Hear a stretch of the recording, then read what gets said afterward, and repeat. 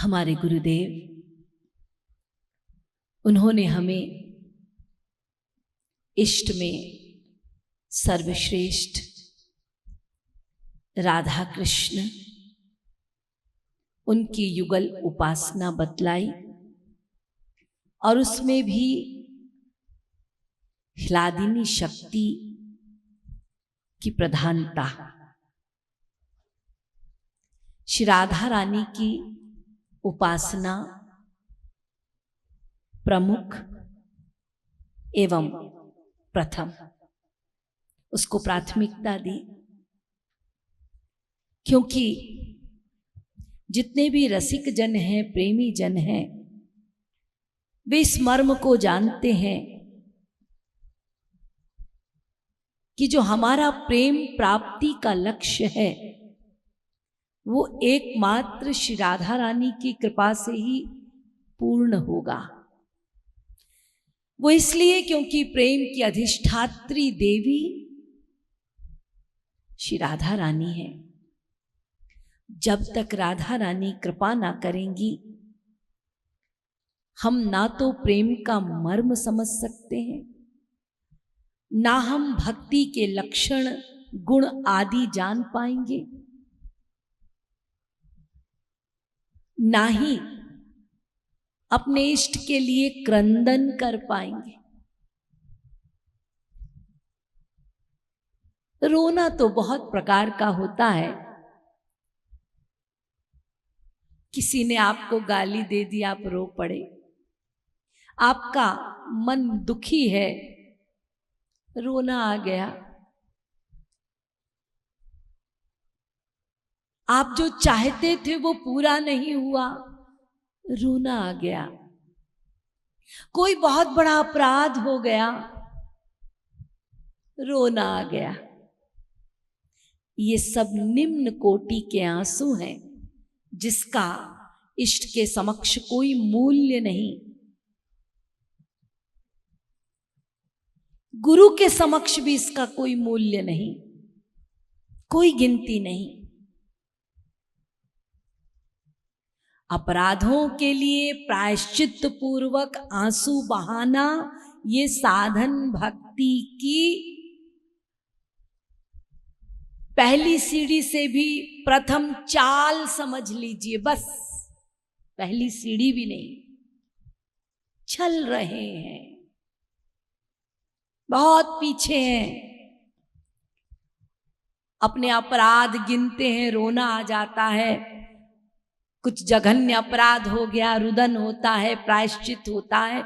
ये पश्चाताप पूर्वक आंसू बहाने से धीरे धीरे ये अंतःकरण शुद्ध होता है, मार्जन होता है उसका। लेकिन ये बार बार पुनः गंदा हो जाता है, क्योंकि आपके प्रायश्चित में कोई निरंतरता नहीं है। कुछ समय के लिए प्रायश्चित हुआ, फिर वातावरण मिला, फिर अपराध हो गए। हम लोगों की यही दुर्दशा है। ये तो हमारे पूर्व जन्मों का कुछ सौभाग्य है, कुछ हमारे सुकृत हैं, कुछ हमारी अपनी पुण्य कमाई है, जिसके फल स्वरूप हमको इस जन्म में ऐसे गुरु मिले और हम कुछ कुछ आगे भी बढ़े। कुछ कुछ सिद्धांत की रसोपासना की बातें समझ में आती हैं, युगल उपासना की बातें समझ में आती हैं। इसमें हमारा कोई कमाल नहीं है, इसमें हमारे रसिक गुरु का कमाल है। हम भला क्या जाने माया तत्व क्या है, जीव तत्व क्या है, कृष्ण तत्व क्या है, गुरु तत्व क्या है, युगल तत्व क्या है। जब स्वयं भगवान धरा पर अवतार लेकर आते हैं गुरु रूप में, तो फिर वो बड़ी बड़ी चीजों को भी लुटाते हैं दान देकर, हमारे शूद्र प्रयास पर। गुरु ने कहा ये करो, हमने कर दिया, गुरु ने ढेर दे दिया। ये उसी का कमाल है। वरना हमारी अपनी कोई कमाई नहीं। तो आंसू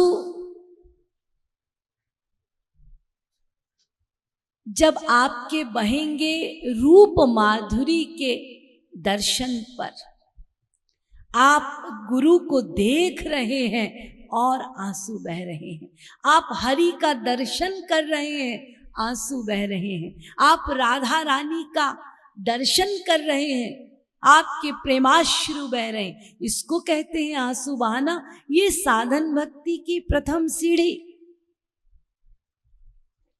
नाम लेने पर आंसू बहना,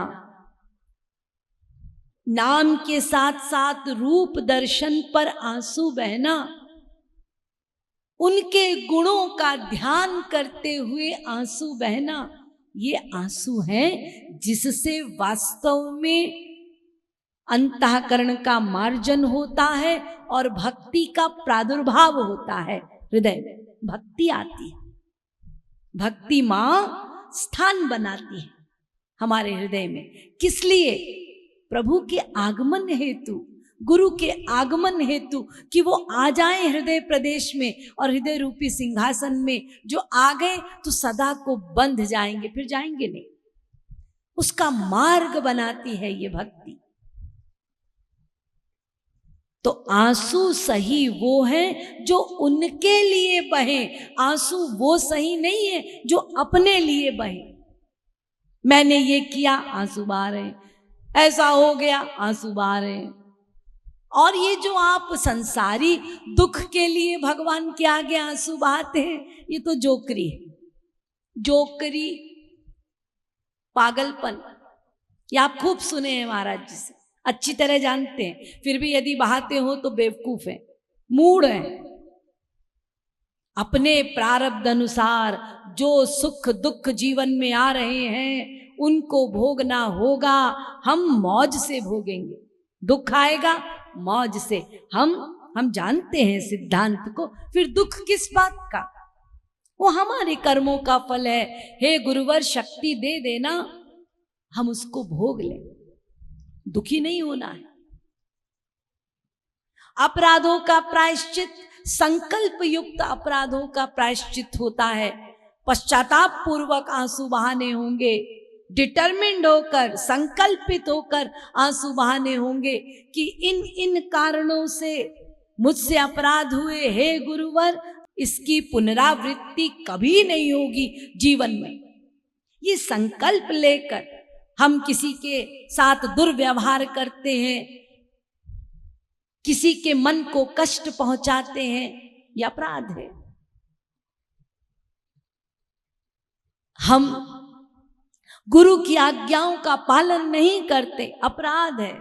ऐसे कई अपराध हैं जो जाने अनजाने दिन रात होते हैं। जब साधना में बैठते हैं तो वो सब स्मरण में आते हैं, स्मरण में आते हैं। इसके पश्चात संकल्पित होकर, डिटरमिन्ड होकर आंसू बहाइए कि ये फिर और आगे आप नहीं देखेंगे मुझे, क्योंकि समय बहुत कम है, यात्रा बहुत लंबी है। आप चाहें तो पैदल चल के यात्रा पूरी करें, चाहे तो उड़कर करें, यह आप पे डिपेंड करता है। आप जितनी मात्रा में गंभीर होंगे अपने लक्ष्य के लिए, जितनी मात्रा में संकल्पित होंगे अपने लक्ष्य के लिए, उतनी जल्दी लक्ष्य पर पहुंचेंगे। क्योंकि जब आप संकल्पित होकर, डिटरमिन्ड होकर अपने लक्ष्य की ओर बढ़ेंगे तो गुरु आपके साथ साथ रहेगा और कृपा करता जाएगा। कृपा का बल आपके साथ, और आप तेजी से बढ़ते जाएंगे, आप में तेजी से परिवर्तन आएगा। अरे वो दिन रात की भी घटना हो सकती है, हम नहीं जानते, हमें तो बस संकल्प लेना है।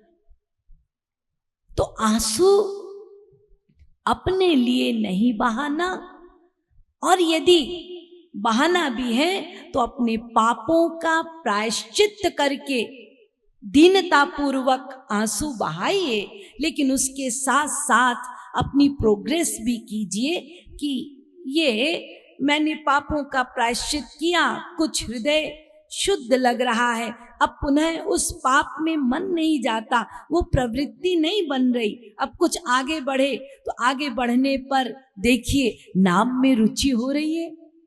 मैं जब कृष्ण नाम लेता हूँ, राधा नाम लेता हूँ, रोमांचित होता हूँ, क्या आंसू आते हैं? हाँ, अब थोड़ा आगे बढ़े।